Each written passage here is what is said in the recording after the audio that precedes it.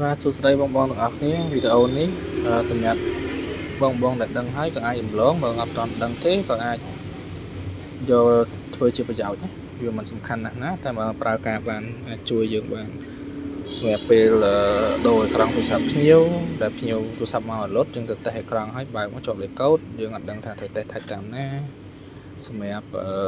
ទូរស័ព្ទបើកចេញជាប់លេខកូដគេផ្លេចលេខកូដតែគេត្រូវការបុកលេខកូដចោលយើងអាចឆែកមើលម៉ាកវាដើម្បីកុំសឹកងាយស្រួលកុំឲ្យបុកប្រូក្រាមខុសទៅឲ្យលុបទូរស័ព្ទភ្ញៀវមិនខូចខាតអញ្ចឹងហើយកូដនឹងផងដែរនឹង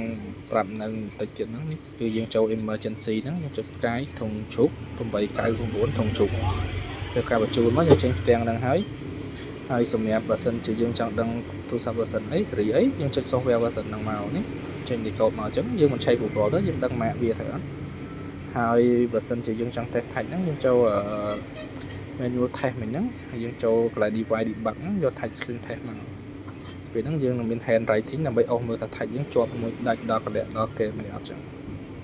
នៅក្នុងរូបហ្នឹងចឹងអញ្ចឹងវាធ្វើការយើងងាយស្រួលនៅក្នុងការតេស្តដែរហើយសម្រាប់វីដេអូហ្នឹងមានតែប៉ុណ្្នឹងឯងអរគុណបងប្អូនអរគ្នាសម្រាប់ការទស្សនាហើយនឹងបើសិនជាបានជួយ share ថែមទៀតក៏អរគុណផងដែរអូខេអរគុណបងប្អូន